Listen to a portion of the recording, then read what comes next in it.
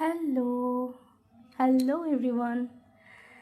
এই একটু নাটক করে নিচ্ছি আমি আয়নার সামনে, রেডি হয়ে নিলাম, দিয়ে আমরা বেরিয়ে পড়েছি। আজকে যাচ্ছিলাম ওয়ার্ক দেখতে। রাত 12টার শো ছিল।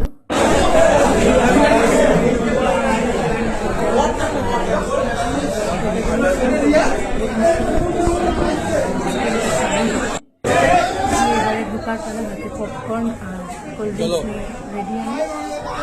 আমি অলরেডি ফ্রেশ চলছে।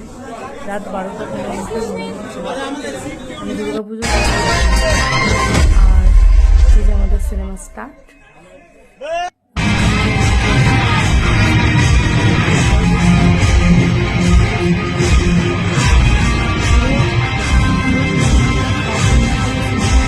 পুরো টাইমে আমরা ভীষণভাবে এন্টারটেইন ছিলাম, মানে একটা সময়ও কোনো বোরনেস ছিল না, মানে দারুণ এন্টারটেইন ছিল।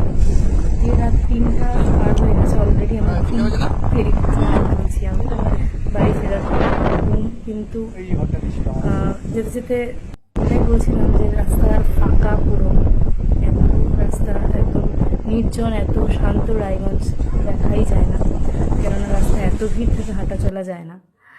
দিয়ে লাস্টে একটু কেত মেরে টান।